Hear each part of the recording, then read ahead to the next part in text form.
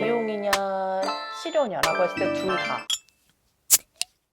딱 이거를 미용입니다, 치료입니다 라고 하는 거는 글쎄요 좀. 근데 말씀 주신 대로 이게 미용이기도 하고 치료이기도 해서 좀 애매하게 느끼실 것 같아요. 그러니까 예를 들면 질 레이저 같은 경우에는 저희가 타이트닝 목적으로 사용하기도 하기 때문에 미용이라고 하지만 요실금 증상이 있으신 분들, 근데 수술하기에는 조금 애매한 그런 분들한테 사용하면 실제로 요실금 증상 개선에 효과가 있거든요. 그래서 이게 치료 목적으로도 사용할 수 있고 미용이라고도 할 수 있어서 둘 다 맞는 표현이라고 생각해요, 저는. 어쨌든 이게 뭔가 우리가 치료라고 하면은 뭔가 보험에서 이렇게 커버가 되고 약간 이런 거를 생각을 하시거든요. 근데 이거는 어쨌든 그런 기계들은 아니기 때문에 우리가 흔히 쓰고 있는 지금 질 레이저라는 게, 그래가지고 이제 미용으로 더 생각하실 수도 있을 것 같아요. 근데 어떻게 보면 이제 미용이죠?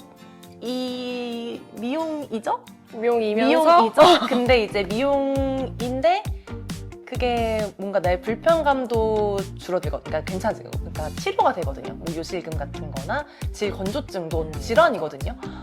그런 것들이 치료가 같이 되는 거니까, 동시에 개선이 되는 거니까 어떻게 보면은 두 가지의 효과를 다 잡는 거라고 생각을 하시면 좋을 것 같고, 이게 이제 쓰다 보면은 이것도 좋네 저것도 좋네 하면서 이렇게 질 타이트닝을 하면서 요실금도 증상이 호전이 되고 막 건조했던 질이 약간 이렇게 촉촉해지는 느낌도 있고 하다 보니까 요즘은 이제 그런 쪽으로도 찾아서 오시는 분들이 많아졌거든요. 어떻게 보면 좀 더 대중화가 됐다라고 보면 될 것 같고, 그래서 질 레이저 같은 경우는 미용이냐 치료냐라고 했을 때 둘 다라고 볼 수가 있을 것 같아요. 대신 이제 질 필러 같은 거는 조금 다른 개념이라고 볼 수 있죠. 걔는 정말 질 타이트닝에 훨씬 더 초점이 잡혀 있는 거고, 뭐 미백? 미용이죠. 미백은 미용이죠. 네, 그렇게 뭔가 보면 될 것 같아요. 딱 이거를 미용입니다, 치료입니다 라고 하는 거는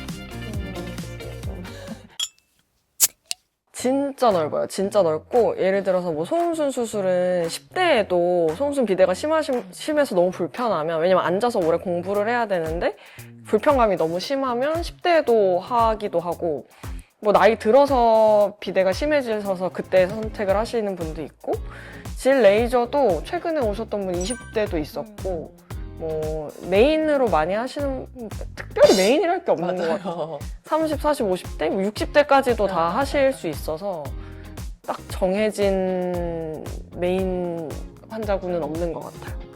그리고 저는 그 레이저 같은 거 생각을 해보면, 이게 예전에는 되게 여자들이 이런 거에 대해서 얘기하는 걸 되게 불편해 했잖아요. 근데 사실 저는 보톡스나 뭐 얼굴 미용 시술도 예전에 나 이거 했어 라고 막 당당하게 얘기하는 분위기가 아니었었거든요.